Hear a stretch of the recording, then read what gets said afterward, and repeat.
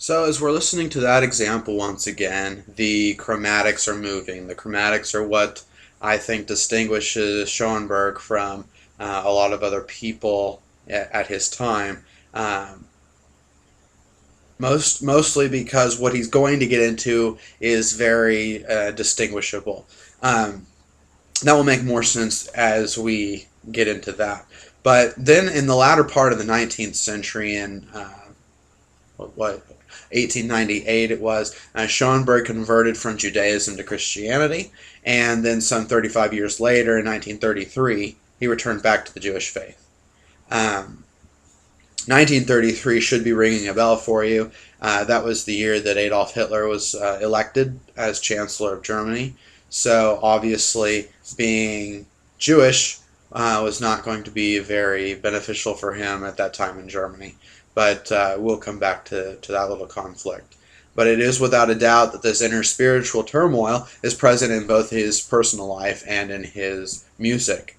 It has often been conjecture that the reason for his sudden spiritual change from Judaism in the first place to Christianity was the impending decision to marry Matilda Zemlinsky, who was once again the sister of his counterpoint instructor. So people had done crazier things, but it's said that he might have switched religions so that way he could marry his wife. When Matilda would eventually leave him for a period in 1908 to have an affair, Schoenberg entered into a new emotional phase in his life. This phase is going to lead him to produce the most revolutionary style of composition that he comes up with, dodecaphonic music.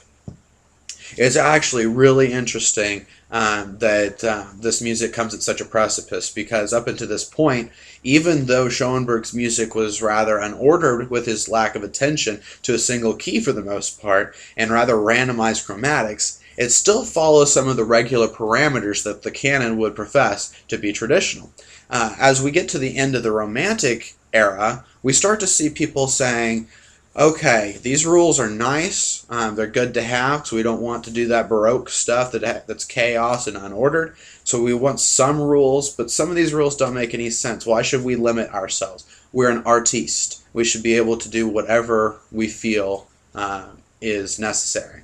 So that's probably something that we should keep in our minds at the backdrop of Schoenberg's music, because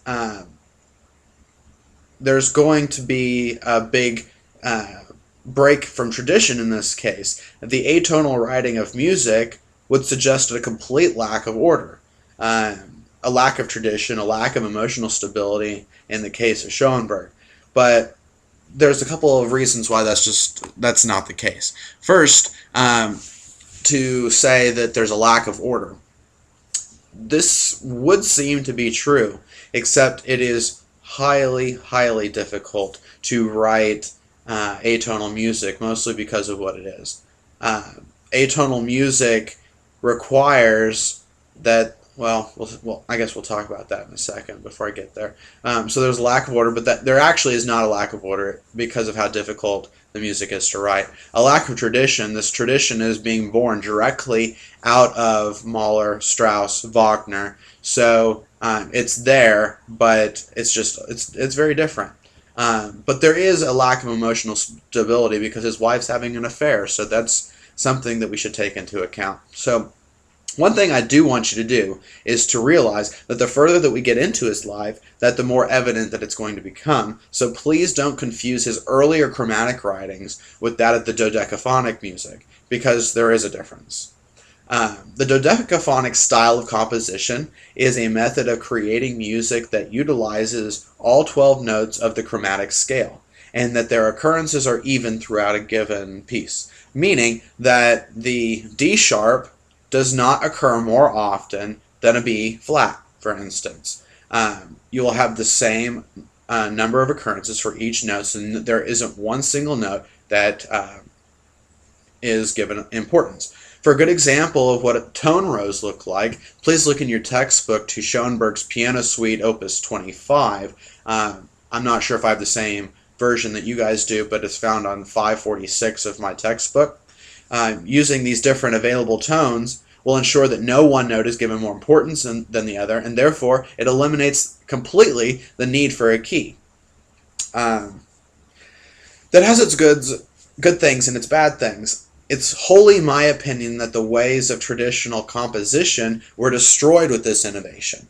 And overall, I think this is the beginning of the degradation of modern music. And I'd say that is a huge statement there on my part. But I believe that it really started with the end of the Romantic period. That they were just fly-by-night composers that were deciding that they wanted to just destroy the rules. The rules were there for a reason. It was to create beautiful music, and they were doing wonderful things with it. We saw the complete fruition of that with Beethoven. And even at the end of Beethoven, he started to walk away from the rules a little bit. So I kind of personally feel the more that we get into modern music, that the less we're going to that the less I appreciate those works, because I don't believe that they're as strong.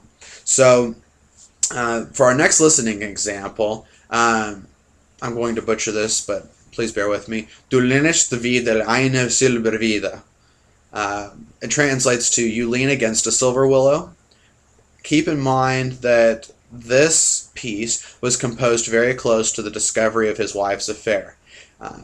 While I consider Schoenberg's writings to be rather haunting to begin with, we notice a distinct change in this composition. The reason that I consider this piece to be haunting is due to the lack of a tonal center, which for myself creates uncertainty and a lack of resolution. In Western music, we demand that a piece come to a resolution such as, for example, an A major to a D major. So notice at the end of Opus 15 that you're about to hear that this is not the case. Please listen now to the next clip, and when you're done, come back to the presentation.